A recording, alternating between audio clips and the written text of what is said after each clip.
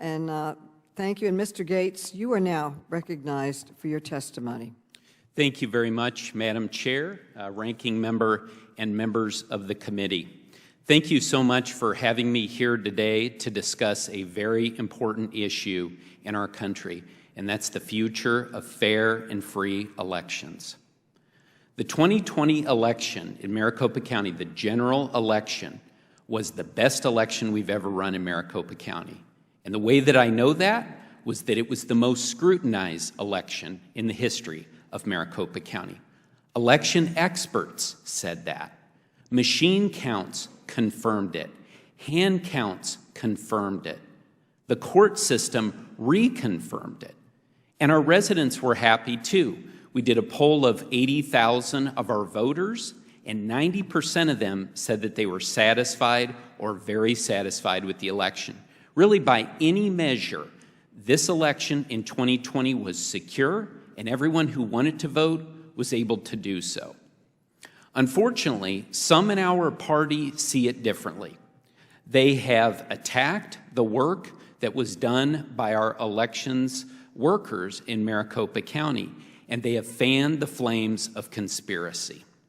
And this willingness to do so, unfortunately, is what led to the first non-peaceful transfer of power in our country's history. And unfortunately, Arizona has been at the center of this attack on our American ideals. Even though Joe Biden won Arizona by 45,000 votes, 20 members of the Arizona legislature signed a resolution asking Congress to disregard those results and seat an elector slate of Trump electors. That was, without a doubt, a staggering refusal to follow the will of the voters. Next, Republican state senators went to court, and they tried to get from Maricopa County the people's ballots and the election machines, quote, sufficiently in advance of the congressional review of the Electoral College returns on January 6th, 2021. Now, when they failed, the senators carried on. They threatened to jail me and my colleagues on the Board of Supervisors. And then they cast doubt on 2 additional audits that we authorized at the Board of Supervisors. And by the way, both of these audits found that there was no hacking, there was no manipulation with our machines or with our software. It should have ended there, but it didn't. The Senate then hired the cyber ninjas to head up a group of firms with no or little election experience to conduct an extra-legal review, essentially an extra-legal recount of Maricopa County's ballots. And really, that can only be described as an amateurish review of Maricopa County's election technical infrastructure.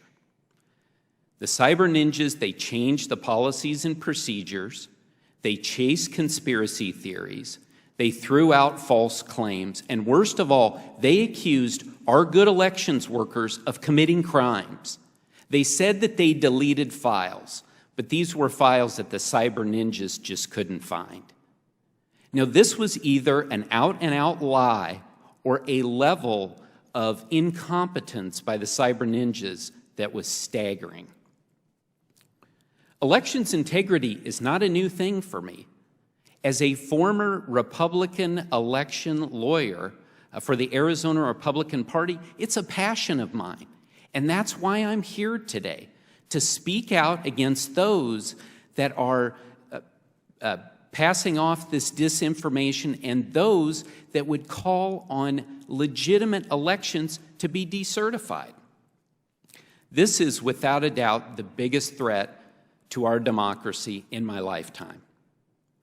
If elected officials continue to choose party over truth, then these procedures are going to continue on, these privately funded, government-backed attacks on legitimate elections.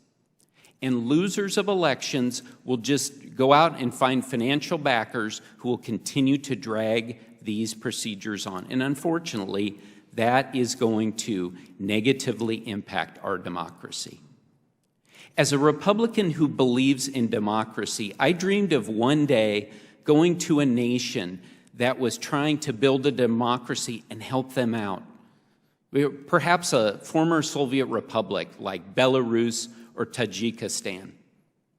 I never could have imagined that I would be doing that work here in the United States of America. Thank you.